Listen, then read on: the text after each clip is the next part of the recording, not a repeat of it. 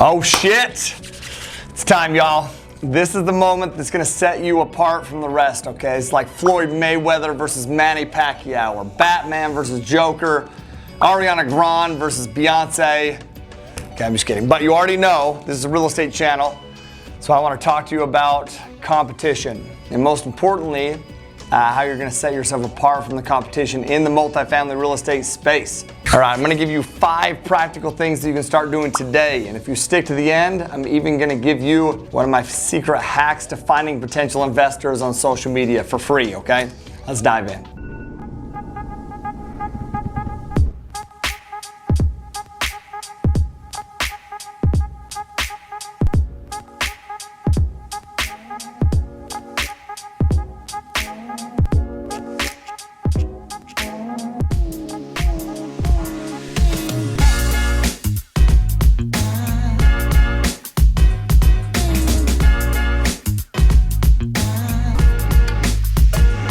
All right, real estate's all about relationships. In fact, honestly, I'd say that success in general is all about relationships, but especially in real estate. You'll notice that most, or really even all of these tips are geared towards building trust and strengthening relationships with those that you work with. And I promise that if you start applying these tips now, you'll begin to see huge opportunities pop up, honestly, out of nowhere.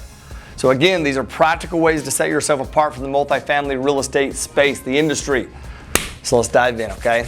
All right, number 1, answer your phone calls and your text messages. Answer them, and answer them as quickly as possible. If you've ever sent a text message or left a voicemail and it went ignored, you felt shitty. Or has someone ever told you that they would call you back and they didn't? Stacy, in 7th grade, it's still anyway, but regardless, you get it, okay? Now, you might not think that's a big deal, but in this industry, you want to show people, not just tell them that you're sharp and that you're on the ball, and that's one way to do that. Everyone's busy. Shit, you're busy too. But answering your phone and your text messages as soon as possible, it's going to let people know that you genuinely care about them. Ryan Woolley, shout out to Ryan Woolley. This dude is the best at this. But that applies to all contacts, by the way. I want to clarify this too. Whether it's a broker, a seller, an investor, anybody. And I also want to clarify one thing. You don't need to go to the extreme and answer texts at 2 in the morning. Set some boundaries, okay? And honestly, it's very healthy to spend time away from your phone, that you don't throw yourself overboard. Number 2 is be yourself. And God help me if you're rolling your eyes right now, because every time I talk about this one, people roll their eyes because it sounds kind of cliche, right? But if you've ever watched one of my videos, you've heard me swear or make jokes that are borderline inappropriate or just inappropriate, and wear nothing but these comfy as hell Hawaiian shirts. Why? Because I like to be comfortable. That's who I am, and I'm comfortable with that. You don't know how many people talk to me and say, Tyler, it's so refreshing to work with you because you're so genuine. You're genuine.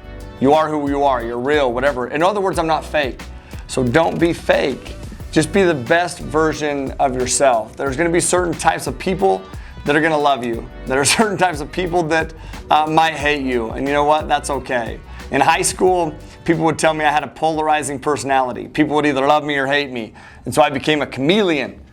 But that's not a good thing, man. It's not a good thing. It wasn't until, honestly, the last, 5, 6, 7 years that I became comfortable. And I'm gonna tell you this, that's when I started to make progress. You're not gonna get very far in life trying to please everyone, but you will get very far by being authentic. You're not trying to attract everyone. You're just trying to attract the people that are right for you. So don't worry about who's in somebody else's audience. Just be grateful for who is in your audience, who's in your network, who's in your circle. You become the person that you want to be by consistently being the person that you want to become every single day. Also, one of the most powerful forces available is to be consistent with your identity. So what is that? And then be that. Number 3, when it comes to managing money, pay everything and everyone on time or early if you can.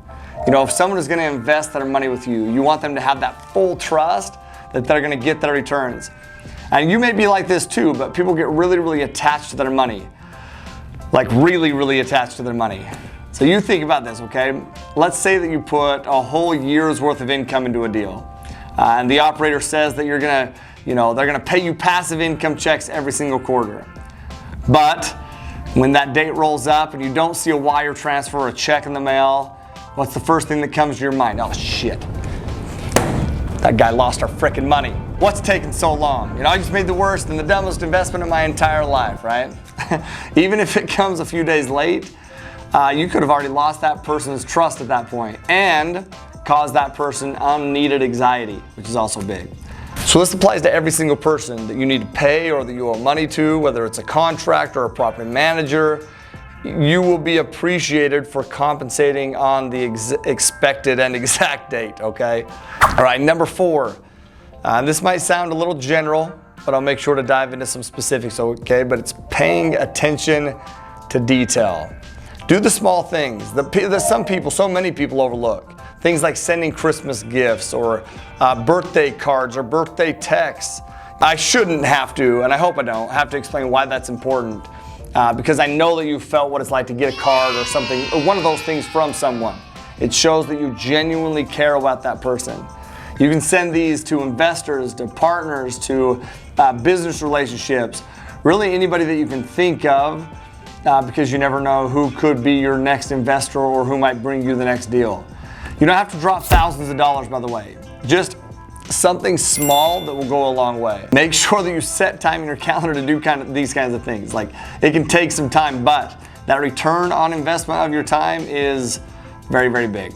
So if you want a book to help with that, by the way, there's a great book called Giftology by John Ruhlin. It's awesome. All right, and last but definitely not least, number 5 is to be actively engaged on social media. What I've realized is that you never know what a comment on somebody's post or responding to somebody's questions on their Instagram story. You never know what that can mean to somebody or what that can lead to. So here's my social media hack, by the way, to find investors. This is your bonus that I told you, to help you find investors through social media. Let's take LinkedIn, for example. You can seriously look up some type of occupation like, let's say doctors, for example. And hundreds of people who will show up that are doctors that you can talk with. People like doctors and lawyers, people who make good money but only make money if they work, they're looking for and they need passive investment opportunities to put their money into. So this is a perfect way to start networking with people without even leaving your house. If you haven't figured out already, social media is where people spend a lot of their time. In fact, dude, I just read research by Global Web Index that shows that globally 57.6% of the world's population uses social media. On that same thing, they said that the average daily usage is 2 hours and 27 minutes. That's a lot. There's so much engagement going on through social media every single day, and you don't have to have thousands of followers or thousands of dollars to participate. It's free. All right, I could obviously go on and on about these small little things that you can do to separate yourself from the competition. But I'll let you focus on those 5 for now. Now that you're fully weaponized to go out there and put those things to practice, to work, I'd love to hear how they go. So let me know in the comments below, okay? Y'all, thanks again for watching. It's always so humbling to hear that you found value from these videos. I just want you to know that I'm grateful for y'all, so thank you. For those of you who are just getting started in the multifamily industry or on this channel, best of luck for you. You know, I've devoted a huge part of my life and obviously my YouTube channel to helping people get started in the multifamily space. I even created a company. It's called the Multifamily Mindset, where we teach people how to start their real estate syndication business. I love it. So if you haven't already subscribed to the channel, make sure that you hit that button and then go check out our website below to learn more about our real estate classes. Mahalo for watching. Go set yourself apart.